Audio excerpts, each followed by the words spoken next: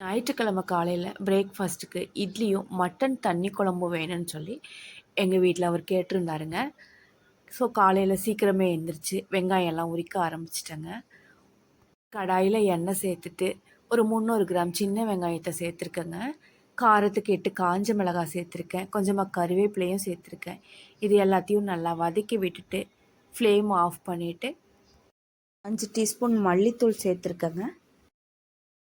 ஒரு முடி தேங்காவை சின்ன சின்னதாக கட் பண்ணி சேர்த்துருக்கேங்க. இது எல்லாத்தையும் ஆற விட்டுட்டு மிக்ஸி ஜாரில் சேர்த்து நல்லா நைஸாக அரைச்சி எடுத்துட்டேங்க.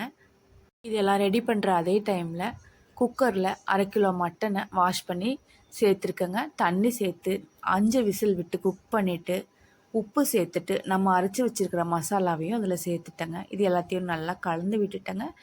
கிரேவி தேவைப்படுற அளவுக்கு தண்ணி சேர்த்துக்கணுங்க.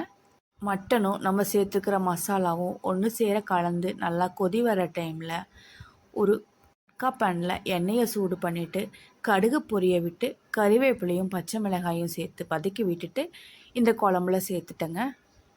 இந்த டைமில் உப்பு கரெக்டாக இருக்கான்னு செக் பண்ணிவிட்டு லோ ஃப்ளேமில் திரும்பவும் ஒரு 5 நிமிஷம் கொதிக்க விட்டுட்டு ஃப்ளேம் ஆஃப் பண்ணிடலாங்க. அவ்வளோதாங்க, கொங்கு ஸ்டைல் மட்டன் குழம்பு சூப்பராக ரெடி ஆகிடுச்சு. இது சாதத்துக்கு மட்டும் இல்லைங்க, இட்லி தோசைக்கு ரொம்ப சூப்பராக இருக்கும். எங்கள் ஊர் கொங்கு ஸ்டைல் மட்டன் குழம்பு பிடிச்சிருந்தா நீங்களும் ஒரு டைம் ட்ரை பண்ணுங்கள். நம்ம வீடியோ பிடிச்சிருந்தா மட்டும் லைக் பண்ணுங்கள், ஷேர் பண்ணுங்கள், நம்ம பேஜை ஃபாலோ பண்ணுங்கள். நம்ம யூடியூப் சேனல் மீனாஸ் லைஃப் ஸ்டைலை சப்ஸ்கிரைப் பண்ணி சப்போர்ட் பண்ணுங்கள். மீண்டும் உங்களை இன்னொரு ரெசிபியோடு சந்திக்கிறேங்க. தேங்க்யூ.